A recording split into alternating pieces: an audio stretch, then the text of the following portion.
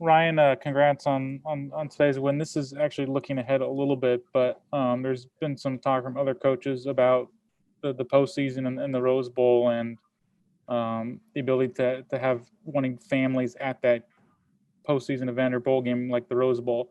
What are your thoughts on that, and what would you like to see happen? Yeah, I haven't. I honestly have not even thought about that yet. I mean, every ounce of my energy has been focused on this game. It was a really hard week for a lot of reasons. Losing Chris Olave and Baron Browning and Drew Chrisman and some major contributors in all three phases.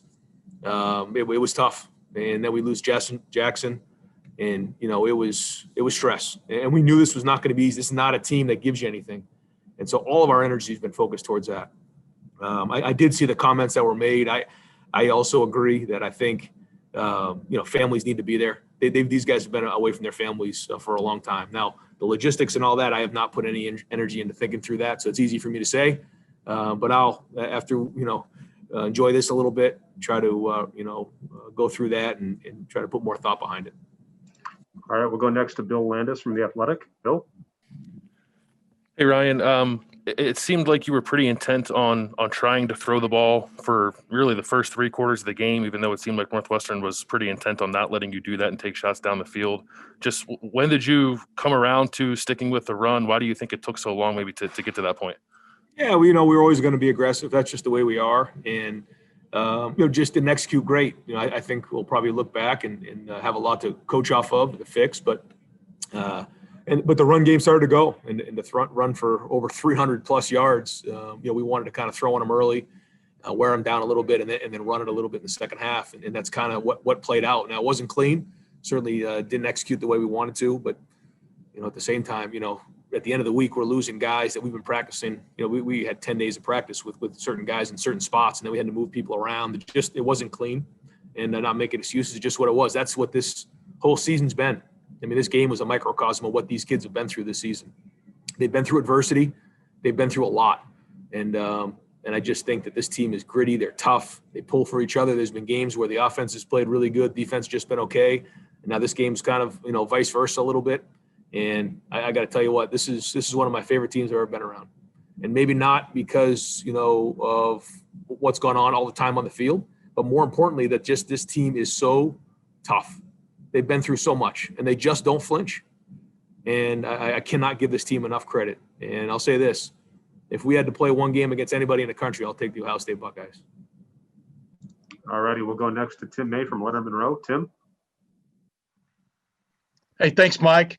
Ryan, just in a nutshell, Trey Sermon, he looked like that back everybody talked about a long time ago. I mean, when the holes were there, he flashed through them. When the holes weren't there, he bounced outside or made moves. Just what was your view of all of that, and just talk to me about the game he had? He ran hard, like you said. The offensive line played unbelievable. The tight ends played really hard. They're the guys that get lost in the mix too a lot. These tight ends. I mean, they block their tails off. But he ran. I mean, he ran with a different look in his eye. And sometimes when you come off of an injury, it takes a little while to get into a rhythm. And then Master went down, and he. He kind of just stepped up in a big way. And I'm really happy for him that this is another guy who overcame adversity. There was a time probably after week 2 or week 3, we really weren't sure, what's going on. Just maybe not hitting the hole right, didn't have a lot of confidence, and we didn't know Trey. So we weren't sure exactly what we had there.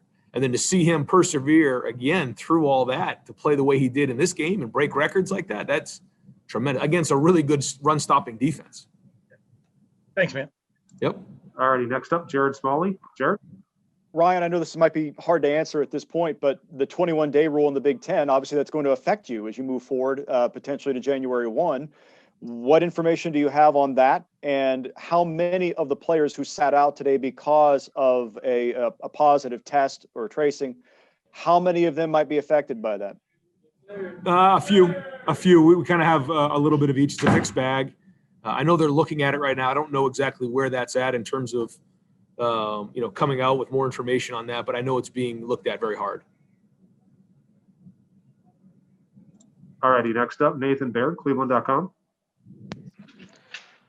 Ryan, can you kind of go into more detail with Chris Olave, just what it's like to tell someone like that they're not gonna be able to play in a game like this, and then just also what his absence meant for the team.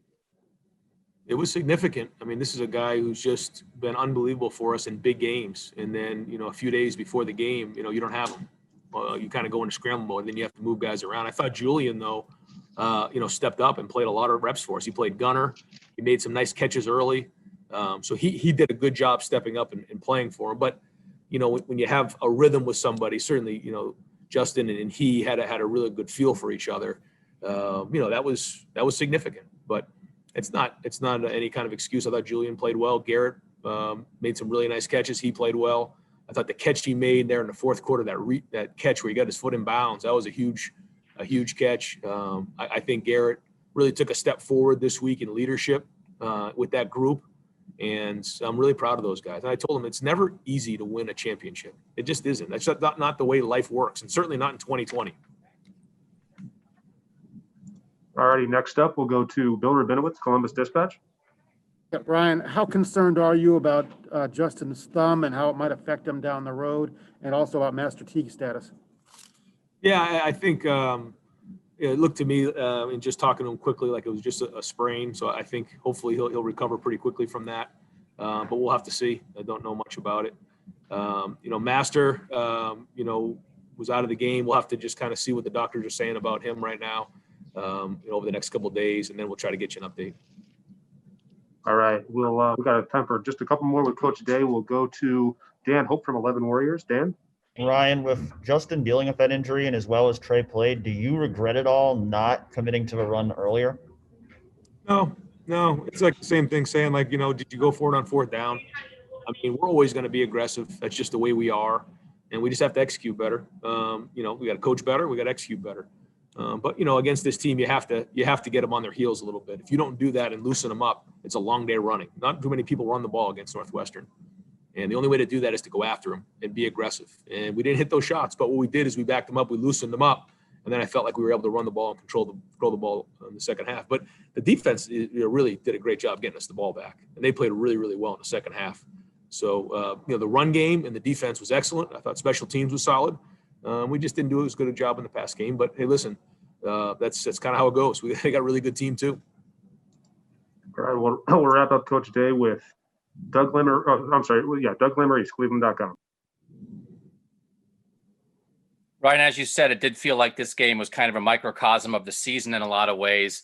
You know that every time you step on the field, everything you do, you're being evaluated by the people who make the decision that matters.